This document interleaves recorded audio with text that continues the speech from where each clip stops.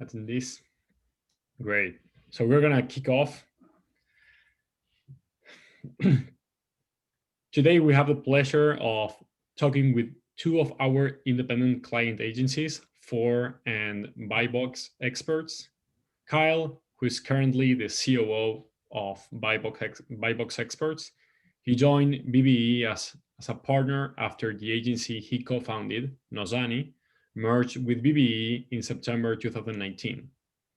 Much of Kyle's professional career has been dedicated to Amazon optimization, advertising, and marketing strategies. Collectively, Kyle has increased billions in revenue within the Amazon marketplace. James North is the founder of Fohr, an influencer marketing management platform that has gained relevance through the use of data analytics and counts with a base of more than 50,000 influencers, which has enabled his collaboration with worldwide brands. We wanted to invite you today to find out how you, as leader of independent agencies, are facing the challenges that the market presents. So thank you, James, and thank you, Kyle, for being here. Thanks for having us. I'm excited to talk. Yeah, thank you. Okay, and thanks to all of you who are joining this video podcast. So as every live video podcast that we do, we're gonna request the people to start asking the questions now on the chat, and we're gonna leave the last 20 minutes from this 1 hour conversation to address all of those questions. As we're gonna start, and then we're gonna kick off this conversation with the first question that is gonna be for both Kyle and James.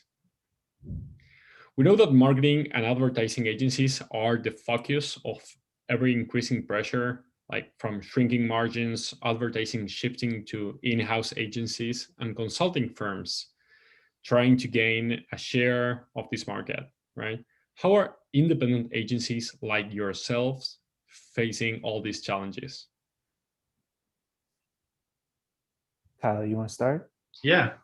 I think the way I see it is it puts a lot more pressure on the team model, right? I think traditionally, at least on our end, a lot of the brands that work with us and stuff are used to, let me go find an Amazon guy, right? That's kind of the messaging that they use. And instead, we're now being forced to portray like, no, you're going to have an Amazon guy, you're going to have a point of contact. But the reason that hiring our Amazon guy is going to be more impactful for your business than hiring just an Amazon guy is the team. You're going to have a team of specialists in each of these areas that are going to add more value than just one person.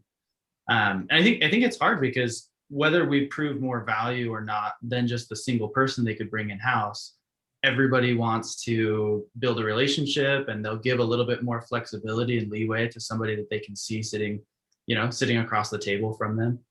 And so as an agency, it's forced us to look at how do we portray and communicate this value, right? Is it through our reporting? Is it through the regular scheduled calls we have with our customers?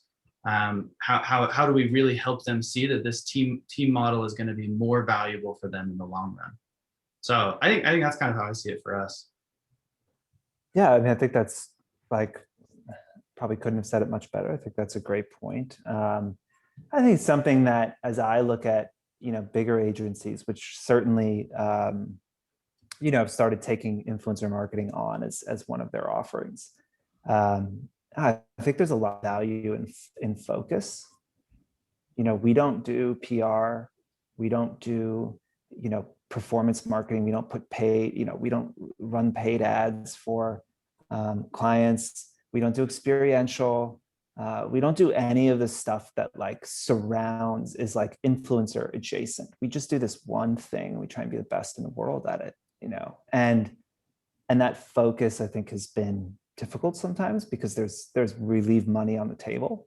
But I do think that it ultimately serves the clients. And as you look at, you walk into an agency in New York that has 10 floors in a building on Park Avenue, and you can't have, like, that focus is impossible when your overhead is that large. You have to do everything.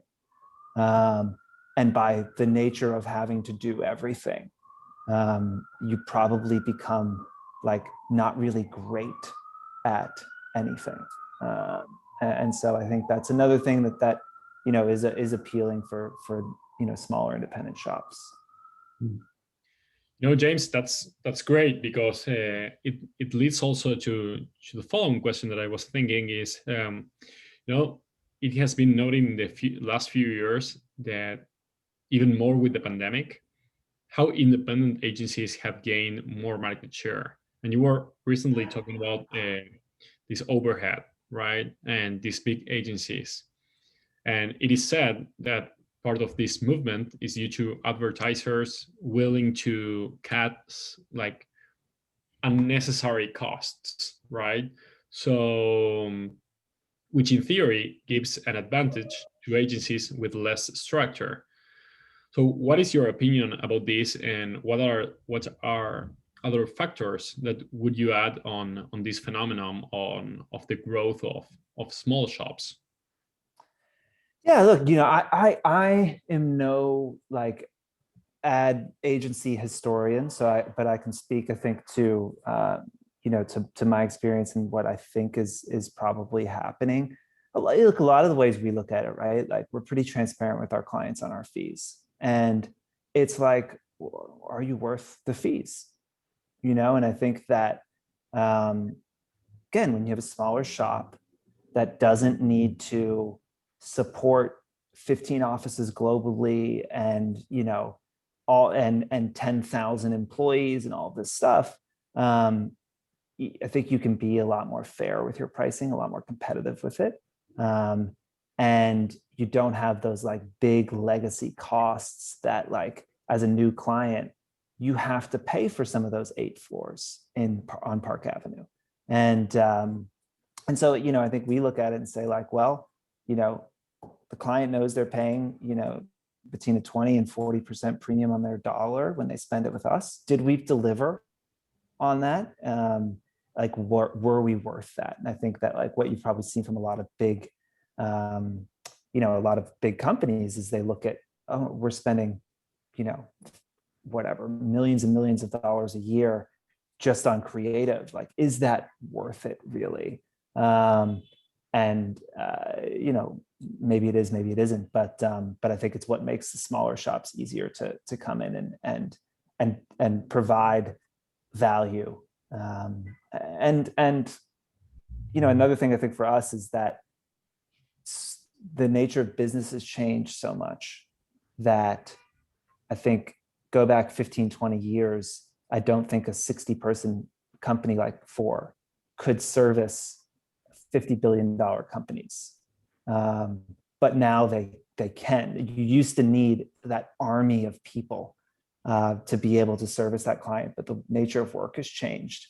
I'd be interested, Kyle, and y'all obviously are working in a platform that is, enormous. And I just think that, like, technology has made it possible to be more agile and smaller. Yeah, I think for us too, it's similar, and maybe a different spin on it too. Was, I think for us post pandemic, we saw the group of people we interact with change quite a bit.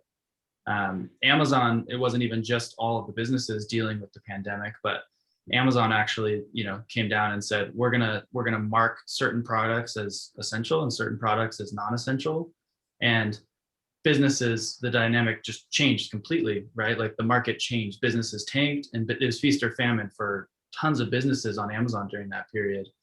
And so, Santi, you referenced, like, businesses cutting non-essential people, or businesses cutting talent that normally they would keep during this period. And we saw, like, the people we interact with change quite a bit. Instead of a VP of marketing, maybe it was the CFO, or the actual people we were communicating with changed quite a bit. And for us, the way I kind of view it is that it's really easy as you scale to focus on the best practices. And I think that's the death of being agile in this discussion, right? Is like, you look for the things that are commonalities and you try to build structure around those. And so the main thing for us is we're communicating with these different people. We have to first learn how to know deeply enough that we can communicate simply. If we just start talking all the Amazon jargon and mumbo jumbo that people don't know, they're going to choose to go with somebody in-house because they can at least understand it. So it forced us to change how we communicate and how we report a little bit. And then on the other side, I think we had to say, look, as we're scaling and we're dealing with all of this influx of business of people that are looking for a safety net, dealing with Amazon now, like seeing what it was like, not knowing, not having complete control or complete visibility into the market, to now knowing that they need it. We realized, okay, we need to build our product backwards from that. We need to understand what's going to keep them happy for 3 years, what's going to keep these brands around, and then custom tailor our solution to that, which is, I think, the scenario that a lot of businesses face is how do you custom tailor your solution for people you work with in a scalable way. And so for us, that kind of became, I think, the main focus over the last year is, where do we start? How do we really understand what their needs are, what their desires are, and then build backwards from that over time? And how do we communicate that in a way that they'll understand? Nice, I love it. Love it. And I love also that you guys are very. Someone says my audio is lost. Oh, so sorry. um, I love that you guys are.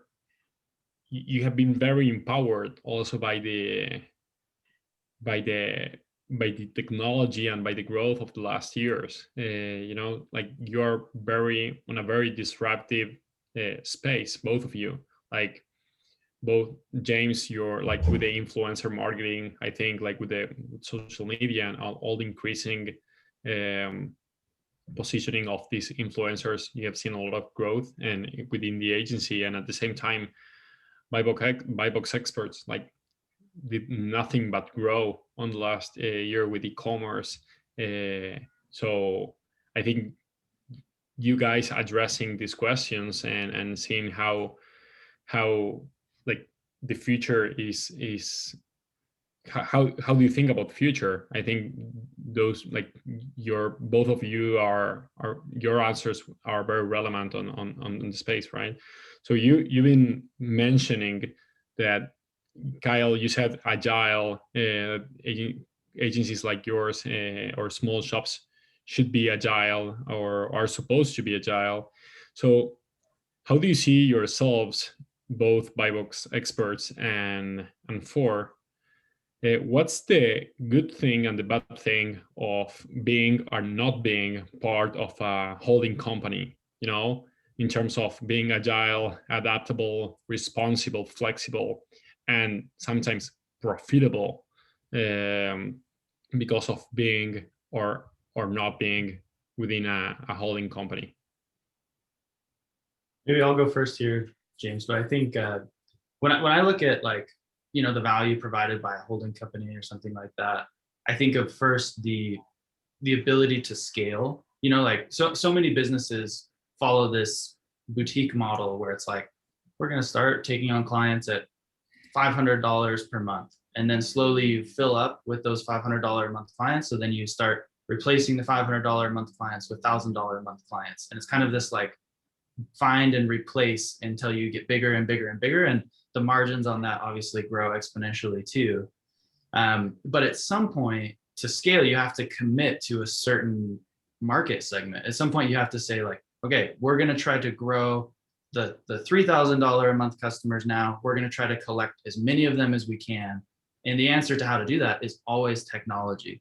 So as you look at like the holding companies and stuff like that, I think of the enterprise level systems that you're able to have and incorporate, and how you can scale and build your company around those. But on the flip side, having the ability to be a little bit more agile and work with systems that you can configure and change allows you to not become like an agency of best practices, which is my biggest fear, right? Like I was talking about with that last question.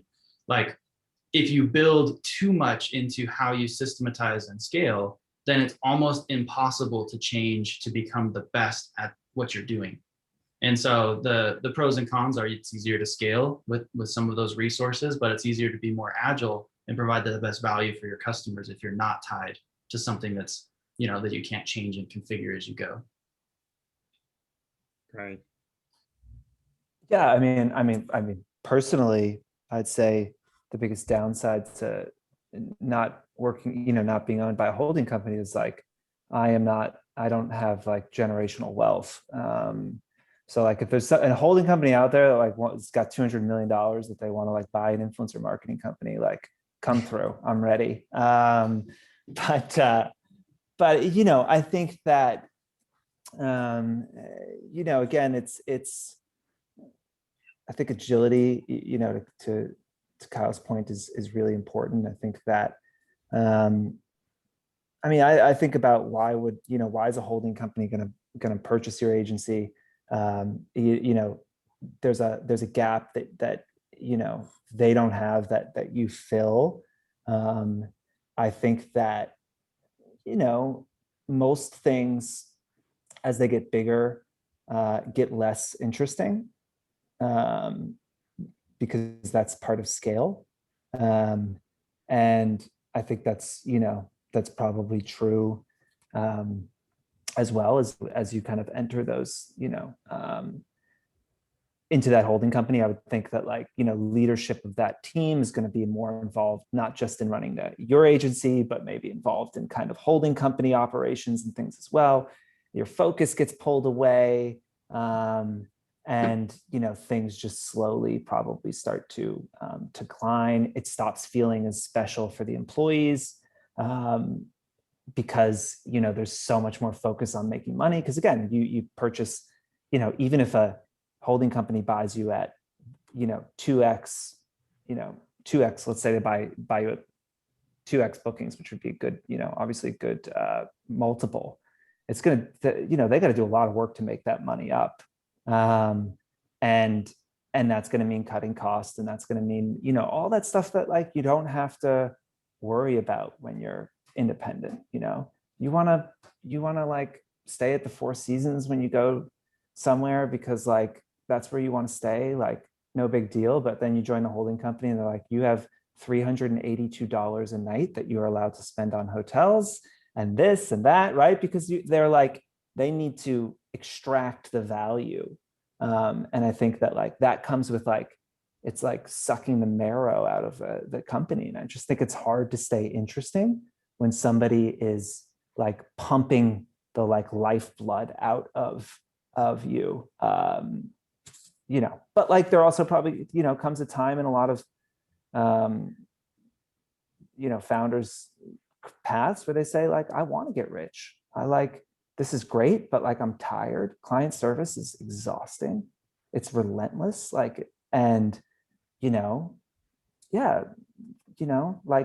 Maybe you want to have a boat and you say I'll take having my work be a little more boring if it means that I have a boat. I'm not a boatman myself, but we all have our vices. So. Right. Love it. And we all know that the used market is highly competitive and in media consumption, production and advertisement. And as the market is growing, and it's showing a consistent growth, probably it's expected to reach 52 billion in the next 2 years in media consumption. What strategies are you guys using to grow your independent agencies in this market, as a lot of people that are probably in your positions in different places are hearing you and wanted to know what strategies are you guys using to grow your agencies more than other agencies? I mean, you guys are leading the space. So what's the strategy behind that? Yeah, I can jump in. Kyle, I think it was interesting because you were saying how it's the person that you're working with or maybe that you're selling to has changed, in the pandemic. And I think that is something that we have struggled with in influencer marketing, is that it's held in kind of different places in companies. Sometimes it's PR, sometimes there's an influencer department, sometimes it's marketing, sometimes it's digital. It really kind of depends, and that makes it hard to build like scalable like marketing plans to say like, I know it is the CTO that we have to go after, like we don't have that. And so we kind of said like, well, what's the one thing that every person who works in influencer marketing has in common? They follow influencers. So we have 140,000 influencers on our platform. What if we just try and get influencers to talk about us?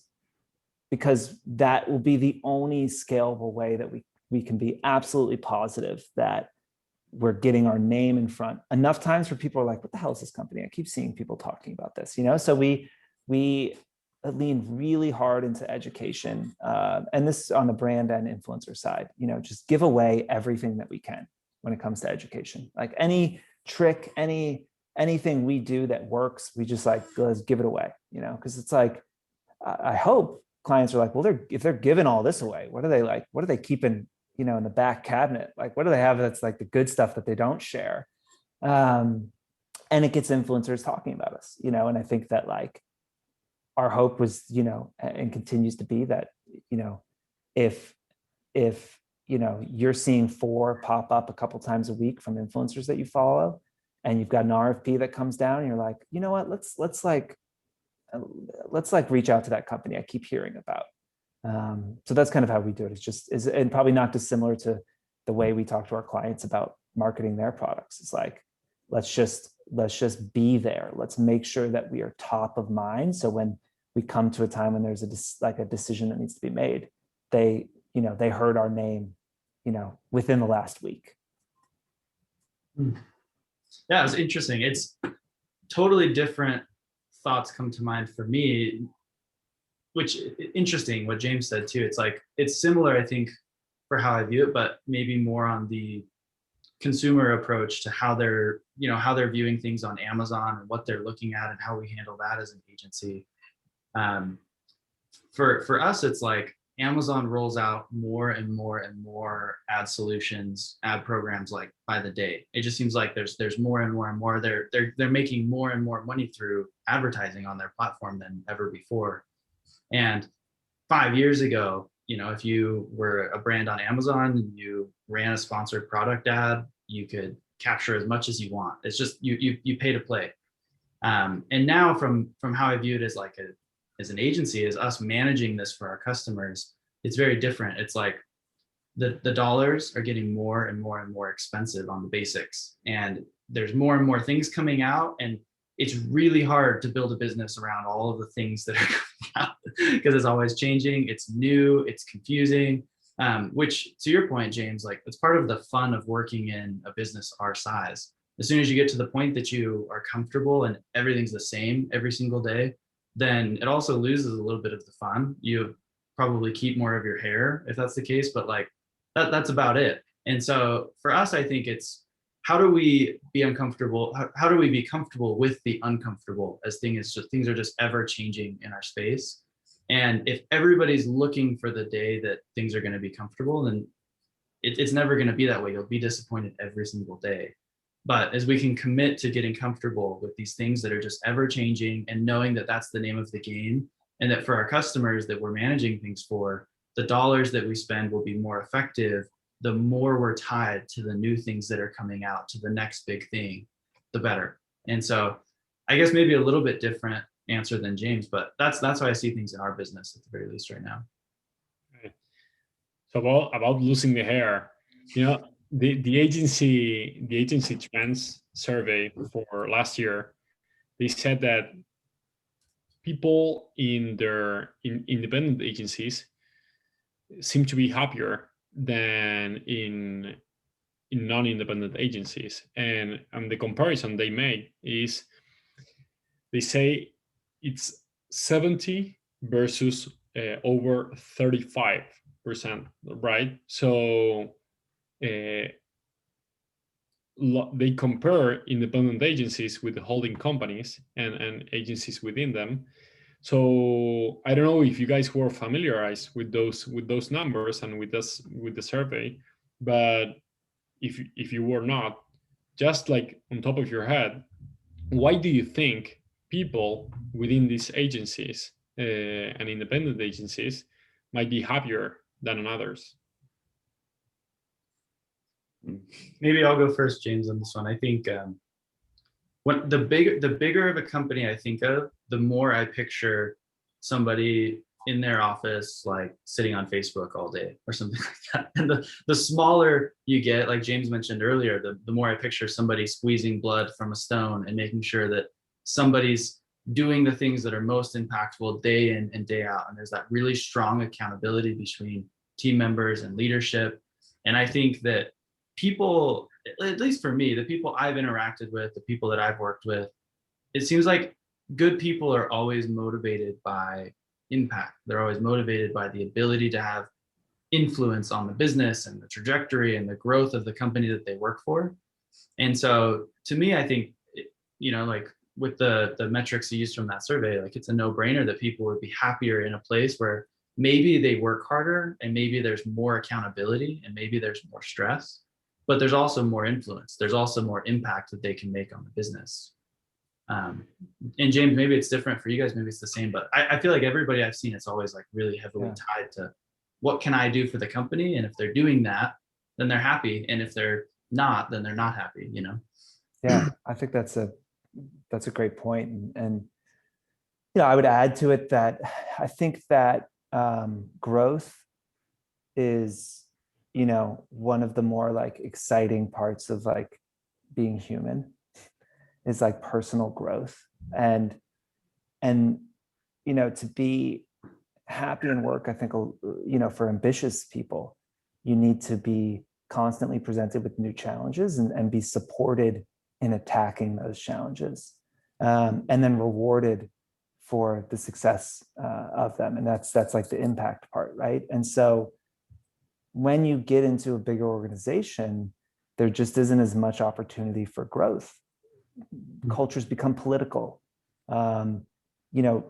Businesses reach a homeostasis level, right? Like we're not a big company, but we've hired 28 people in the last 4 months. Like that's a lot of like opportunity for people. That's a lot of change. That's a lot of like new challenges. And so much of my job is making sure the company grows so that smart people, it's like I'm feeding them, right? So they like have something new to chew on. And that they're supported and given the resources to go after those challenges. And when that stops, I think it's why a lot of people switch jobs in the New Year's, because you look at, you close out a year and you look at the next year. And if you say, I have to do the same exact shit I did last year again, like how depressing. If you're ambitious and talented, there's literally no reason for you to stay. You've already gotten everything out of that job that you can get. And now you are being like pumped for profits, And I think that for a smaller company to grow, it has to Kyle's point, like you have to invest in employees. You have to give even mid or lower level employees responsibilities and the ability to impact the trajectory of that company. And the exact opposite is probably true of bigger companies, If you go to Saatchi & Saatchi and they have a whole floor that's just Toyota, and you're a junior person on the Toyota account, you can't be given the ability to screw that up, right? And so like it puts these guardrails up that I think make life pretty uninteresting for people that are, kind of addicted to that like growth. Nice. I like it. Yeah, and I agree as well. I think that growth is key for ambitious people, and it's very exciting. I mean, if you're always, one of the key things that we found at Core is that by having the all hands meeting every Friday, I mean every week, and aligning everyone to the KPIs of the company, so that everyone knows every week how much money we're making, what's the churn, what's the net revenue return, the net revenue retention, what's the month over month growth. like we have the one metric that matters, but then we have 3, 4, 5 KPIs that everyone follows every week. And at the same time, everyone has shares on the company. So growth is key for everyone, right? And everyone gets excited. Our first engineer is today our CTO. He handles like 20 people below, and it's fascinating for ambitious people. So hey, Kyle and James, to both of you, what about technology? Like we understand that a crucial way of achieving operational excellence in terms of time and quality of work is working with great technology. How are you guys thinking on key solutions for the next years? I mean, I'm happy we are all partnered together in getting Fohr and BuyBox profitability, visibility on that and everything. But like in terms of technology itself, how are you guys thinking of that? What's the technology that you think you will be using and for the job you do, for the work you're doing for the clients, and what's the technology that your clients are requiring to use? Yeah. We'll just kind of like ping pong. I think you started last time, so I can start. I never meant to start an agency. I've never worked in advertising before this. I've never worked at an agency. We had to start doing managed services for two reasons. One, venture capitalists did not believe in the influencer space when I started the business, and we ran out of money. We raised a little bit of money and we spent it really quickly, and we were going to have to shut the business down. So the only way I could get capital to continue to fund technology, which is what we were founded to do, was be a technology company, was managed services. You can get big checks. You can it throws off some cash, and so we've been able to we're 60 people, and we've only raised $1 million, and most of the only reason that's been possible is because we had to spin up an agency. And the other thing was that it's where the most complex problems were. And I look a lot at our managed services business now in the same way that Ferrari looks at their F1 team. It is the most complex problems. Your smartest people are there, and our internal technology team, we're building stuff for that team, which eventually trickles into our consumer SaaS platforms. And so it's absolutely central to what we do. And I think being in a new space means that we had a period of pretty high margin, where stuff was pretty high margin, but I'm not an idiot. I know that those margins will go down. And so the only way for us to make real money is that we need to be able to do the work that we do significantly more efficiently than our competitors can. Because if I can make money at 20%, margin on spend, and my competitors can't, well, then that's a pretty easy way to put them out of business. And the only way to get there is scale and technology. Yeah, for us, James, it was almost the exact opposite, where we started with the agency model in mind, and then have been constantly pulled back to technology internally or third-party technologies as the answer. And it's funny because nobody in their right mind should want to start an agency and build an agency. It's you talked about some of the woes that come with that. It's a struggle, and technology is so much easier to raise capital for. It's so much easier to build around. There's a lot less humans you have to work with, and humans are great, but they're also a really hard part of running a business. And I think for us, we kind of started the opposite, and as we've grown, we've been okay, we have now officially tapped out Google Sheets, and plenty of employees could attest to that. Like it literally is not working anymore. You know, it doesn't load. Somebody could accidentally fat finger something and break our entire business in one day. We got to that point. And so I think for us, technology, I've always viewed it as that it has to be an investment. There has to be a return of some kind to justify it, because there's a million technologies out there that are quality of life improvements that can make everybody's day a little bit better, make things a little bit more efficient. But I've always felt like it has to be an investment to actually have a return for the business. And so for us, like a project management system was the return is we can now handle X amount more customers because we have a system to centralize everything.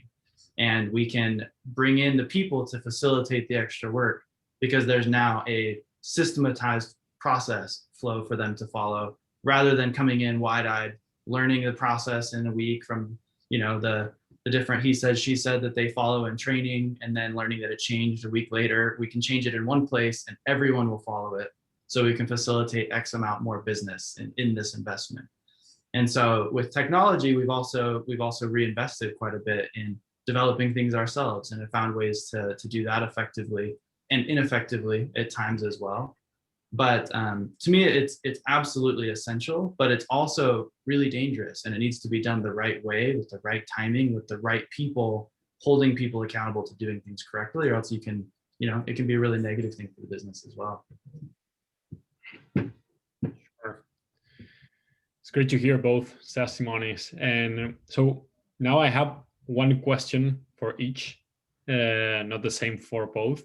And I'm going to start with you, James, as Kyle has just answered the last one, has finished with the last one.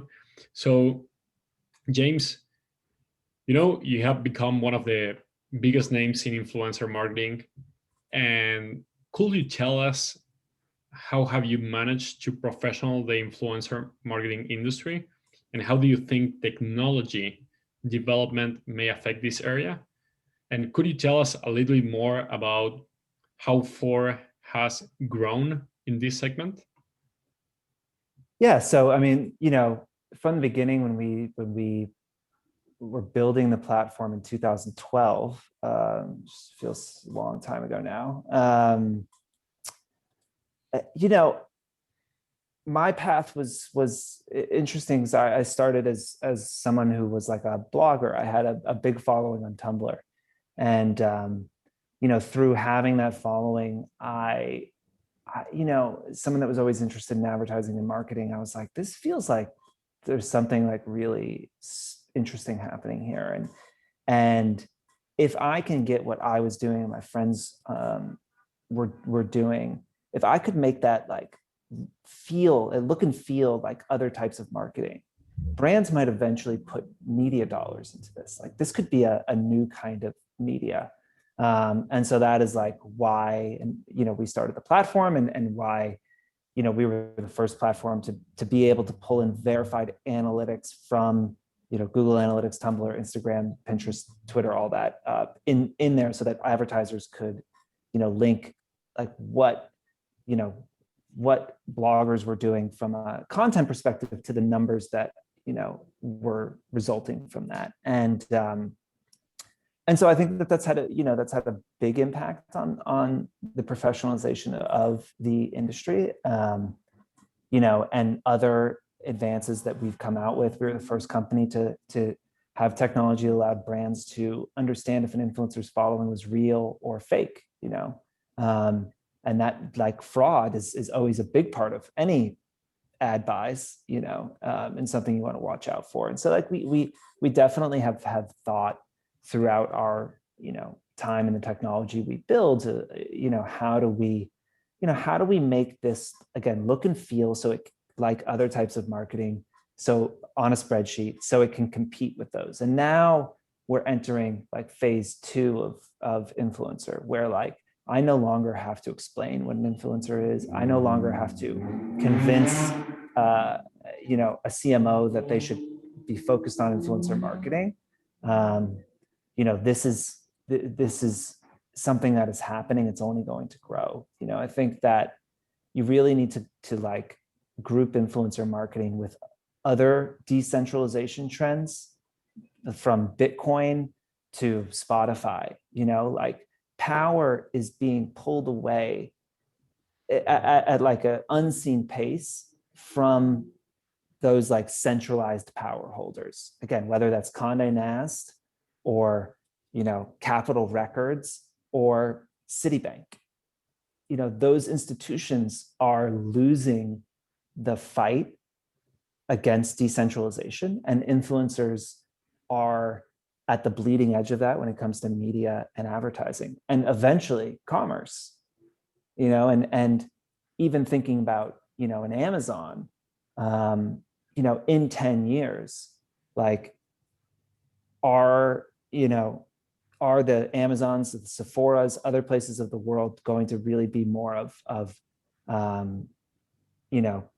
fulfilling orders, but like individuals are going to be the people that are selling, because that's what's already happening. I mean, influencers are the single greatest brand discovery engine in the world right now. And so, the path from discovery to, to purchase is, we have a ways to go, but it's not that far off. And so I think that most people are dramatically underestimating the impact that influencers and the decentralization of advertising and media effect that's going to have on the way brands do business. I mean, once the NFL goes streaming, which will happen in the next couple of years, I mean, TV advertising's done. I mean, it's the only remaining valuable property on television is live sports, and mostly football. So when the NBA and the NFL launch their streaming services, or Amazon pays, whatever they're going to pay to purchase the rights for NFL games, that's it. It's over. Like, dance is over. Go home. Like, traditional ad agencies will not be able to compete, and that future is like not far off. And then even on the platform side, we're seeing that like there's this shift from platforms to people, right? Like, I don't want to give Facebook money because like Facebook is evil, right? But I'll give it to the people that make Facebook interesting, because all the brands want is they just want to be in that platform. They need to be a part of the conversation. And if we can make it really easy through technology for them to be there through a person rather than, giving that money to the platform, I think that's something the brands would prefer. That's something the followers, consuming the content would prefer. So all of that is going to be, hugely dependent on technology. And I think for our space, we are just at the very, very beginning of it. Amazing. Interesting. And Kyle, you have excelled in the Amazon optimization segment, and from BuyBox, you managed to offer a cutting-edge service that has taken advertising to the next level in the main worldwide marketplace. Amazon optimization, marketing. What is the best scaling strategy you have found with Amazon? Yeah, I mean, in short, I guess I would say that it's don't be too idealistic. When we first started Nozani, that merged into BuyBox Experts, the other co-founder, Thaddeus, he's the exact opposite of me in every single way, and it was perfect for starting our business because we disagreed about everything, which means that usually the right decision was somewhere between us. Because we at least could be objective about things. And the biggest thing I've learned is, like, if I would have started an agency by myself, I'd have one client that would be really happy and I'd make no money. And if Thad would have done it, he would have started an agency that would have 1,000 clients and they'd all hate him. So somewhere in that there's that rhythm where you keep moving one foot after another, you keep progressing, and you build as you go, but you can't stop and wait. You can't. We with Amazon's algorithm, we refer to it often as like it's like trying to climb up a downward escalator. If you stop, then you're actually not just stopped, you're regressing. And so I think that the biggest advice, the biggest thing I could say that has helped us to scale is build structure, prepare to scale, like do everything you can as you go, but don't be afraid to fail. Like for everybody in our company, you know, we read a book called Mindset as a Company, and we really push this growth mindset concept, which is that, you know, like we all grow up and are told that it's bad to fail. We all want to prove to somebody that we're talented, but not necessarily prove that we can work hard. And I think for us, as we've grown, like doing everything you can to just get to 80%. Don't worry about getting to 100% because it's going to change. Amazon's going to do something that changes by the time we get to 100% anyways, is kind of how we've grown. And so I don't know, maybe that just makes sense to me with how I've seen it, but I really believe that, like, if you get too idealistic, eventually somebody will pass you because they're moving on something that's 80% complete. And if you would have just gotten to there, you'd be, you know, 2 steps ahead. Interesting. I like how you guys think about, I mean, what James have just said about TV and the NFL, and I think it's like you're right, James, and that time is not that far away, right? And what you guys are saying, yeah, about the 80%, and I mean sometimes great is the enemy of perfection, right? Good is the enemy of great, right? So in both cases, and I'm gonna close at least on my end with this question, and we are gonna ask the people if they have some questions for you.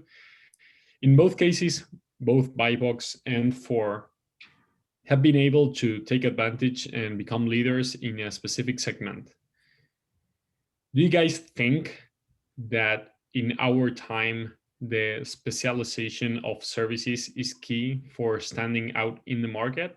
And I know that James started, like he kicked off this conversation talking about this, talking about like focus. So I want to get deeper on the subject. Yeah, I'll go with that. I think the answer for me is absolutely. I think that specialization is key, and the question I think we always ask is specialization something that we can house? Can we house specialists in different things, or do you have to refine what your niche is constantly and narrow your focus as time goes on? But I think that specialization is always going to be key in growing your business, and in brands and companies are always going to refer to agencies that are specialized. I know with us, like, you know, again, 5 years ago, you could refer to an Amazon generalist, somebody that could help you generally with all of the things that you need to do. And then slowly over time, we see things get more and more refined, and there's separation between the Amazon 1P agencies and the Amazon 3P agencies, right? The agencies that help you wholesale to Amazon versus the agencies that help you sell direct to consumer. And then within those, you start to see these branches of Amazon advertising agencies, Amazon marketing agencies, Amazon optimization companies, Amazon management. And even within those, we're starting to see the splinters of different companies coming from those different segments as well. And so to me, it's always just has to be built around what's the end result, what's going to provide the most value for our customers. And we have to continue to kind of collect the splinters of the things that do provide value and make sure that we continue to add in people that specialize in those things. But it also means that sometimes we have to let somebody else win. We have to let somebody else specialize in something and refer to somebody or partner with somebody or do something different, because we can't do it all. Yeah.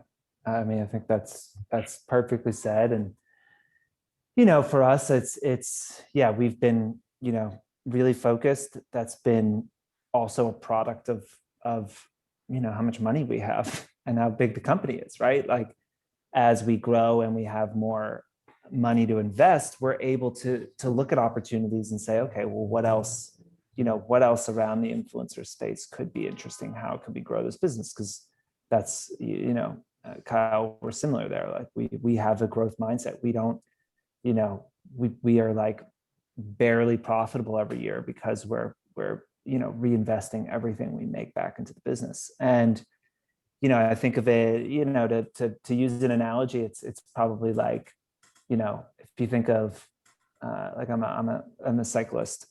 So you think of like Trek, and they started with like, they had this one bike, and they made that bike, and then they made road bikes for years, and they got better and better at that, and the company got bigger. And now you look at Trek, and they've got kids bikes and city bikes, and they've got mountain bikes and electric bikes, and they've got helmets, and they got shoes, and they got clothes, and they've got glasses, and they've got all of these things. And if you tried to start that company that made all of that stuff right away, it wouldn't work.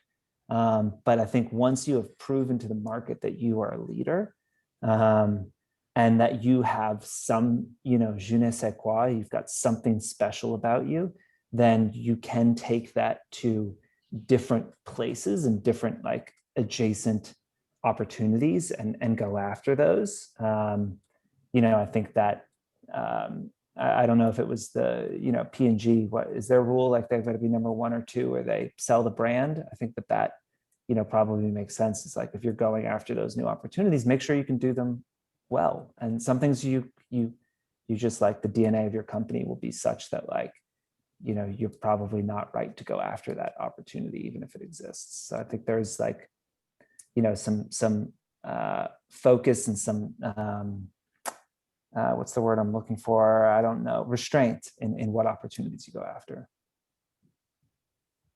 Right, guys. So here are some questions. I don't know if you want to pick any of your preference.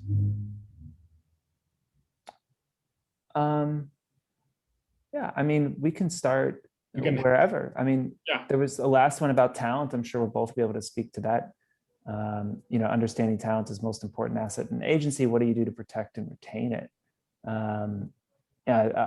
Speak shortly on that. I think that, again, for me, a lot is about opportunity creation and making sure that I continue to challenge those employees. And we've been really lucky. I mean, I think one of the things when at the end of a pitch and client asks, what makes you different? I'll go around the table. I'll be like, Grace has been here for 6 years. This person's been here for 4 years. This person's been here for 3 years. We've only been around for, 8.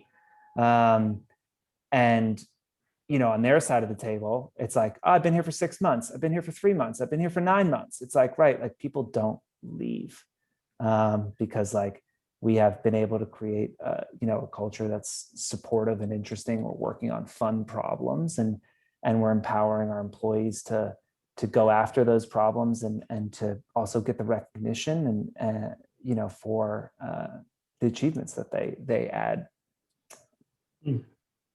Yeah. I think that's really well said. I would agree with all of that. And the other piece I would add is a lot of, not necessarily their job satisfaction, but a lot of retention is tied to compensation of team members and stuff. And that's been something that has been really hard for me to wrap my mind around over the last few years. And the thing that I've found to be the most effective in that is, at the very least, and Santi, you mentioned this, like everyone has to understand what their KPIs are. And they have to understand, some people will build KPIs, and if you miss the mark, right, if you focus too much on performance metrics and not the financial metrics that have an impact from their specific position, sometimes you can point somebody in the wrong direction. But in the end, if you give somebody a KPI that's outlined well enough, that who cares what they make, as long as they're going to continue to climb that ladder and they're doing the right things and making the business the right money in the right areas, you can control your own destiny. Those are the scenarios that always feel the best, I think, for everybody, and have helped us retain the right people the longest. I wish I could say we, had retained everybody and had, a track record maybe similar to James, but so I'm sure there's still more for us to be learned there too. But to me, I think it's, how do you help people have the right impact, and usually the right metrics, the right things that you hold them accountable to are going to help them to know that they're heading in the right direction. And if they don't feel like they're heading in the right direction, a lot of times people won't stay. Yeah, accountability to the right metrics and creating opportunities. Mm-hmm. Amazing. So, and hi, great both. With so much demand for digital marketing services, how do you avoid becoming unfocused on your specialty and not being tempted to offer services that you are not within your scope? So funny. James just hit the nail on the head with his answer earlier to that as well. But some examples from our business where we've done that, exactly what you're saying, done the wrong thing, right? Like there's so much, like Amazon, right? There's how do we optimize their page, and there's how do we do the right types of advertising, and how do we index for the right keywords, and how do we avoid all of the major disaster scenarios that could happen. How are you keeping up with all of the trends and the changes with your category and subcategory? But then there's this whole other world where it's like, how do you drive traffic to Amazon from off Amazon? And there's social media, and there's influencer marketing, and everything that traditional businesses are using to drive traffic to their website. There's this growing demand for how do you get that to go to Amazon? And so for us as a business, at one point we launched like a social media segment where we focused on driving traffic off Amazon to Amazon. And it was not our core competency, and it was bad. And so at some point we had to say, this is a mistake. This isn't who we are. This isn't our DNA. And maybe at some point, like James mentioned with Trek, this will be our hats and our glasses and all of the accessories we'll add to our business. It's not us now. That's not where we are. We have to continue to refine and narrow our niche to focus on who we really are today. Yeah, I feel like I've already answered that, so I won't. I can just talk and talk, but I will restrain myself. Nice. And last question be, how do you guys manage to grow in profitability and not just like in revenues and amount of employees and more? Yeah. We don't. I mean, like, we're just not that profitable right now. And I think that like it's really important when you own a business to know why you're doing it. I'm not super money motivated. I just want to see like how far I can take this, and so could I pay myself $1 million a year and not have hired all these people that we hired, and really just like not do the technology side of it? Like, yeah, I could. That wouldn't like be as fun for me. So like that's not like super interesting. And so I think that like, you just have to look at what you want out of it. If your goal is like, I'm jumping on this train and I want to see how far it can go, then, and I think a big part of being a successful entrepreneur is optimism, right? You wouldn't invest your profits back into the business unless you thought that it was going to reap more profits down the line. And so, maybe that optimism is blind, and maybe it's honestly misguided and misplaced sometimes. And a lot of times entrepreneurs are guilty of like, being the last to the buffet table, and like going away from dinner hungry. But I think that it's just like what you're trying to get out of the business. And if you want to make money, then like, yeah, running a lean operation, making sure you're using like things like core to understand like what is profitable and what isn't, and being ruthless about cutting out things that aren't profitable and about running towards the things that are profitable, then like that's certainly one way to play it. And if you're, again, for us, it's just about like, pushing and pushing and pushing, because it feels like the progress we make now will be so much harder for our competitors to make up in years down the line when the market is more mature. So, we believe that being unprofitable now, even with, significant bookings, is the right strategy. But interested Kyle, what y'all think? Yeah, I mean, if James wanted to run the most profitable business possible, he probably could take all of the big clients and consult them himself. But it depends what you want. It's not for everybody to grow to scale a business, right? And there's levels to that too. Being a growth company where you're gonna go like, take like a tech company, just a traditional model where you're gonna ratchet your valuation from one step to the next, and you're gonna raise more money and more money and more money. Every step you go, it gets easier to be like, do we want to do this again?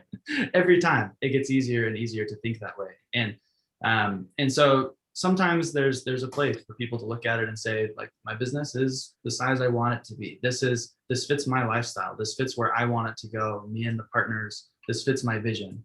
But there's some crazy people out there like James and maybe Santi and myself and others that like have something to prove and are out to do something. And I think with those scenarios, like, it requires sacrifice. And sometimes, like, you can't keep everybody happy. And sometimes you can't be tremendously profitable.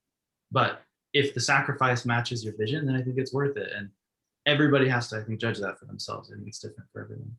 Yeah.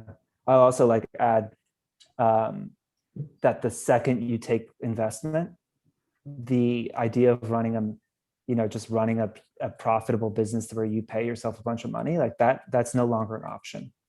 Like, I need to deliver value for my investors. I know, I couldn't pay myself, $1 million a year and just like chill, because like I have to get my investors paid. And so like, once you take that money, you're on the path. You've got to grow it and sell it. Like that's what you signed up for. And if you don't think you want to do that, then like absolutely do not take any money. Because yeah. Right. Guys, we're on time. So I want to thank you, James. I want to thank you, Kyle, for joining us today. And I want to thank everyone. And for the other people who couldn't join us today, we're going to share this on different channels. First on YouTube, and then afterwards in others. So happy to spread it afterwards with some other friends. So thanks everyone for joining us, and thanks Kyle and James. Thank you so much. Thanks, Santi. Right.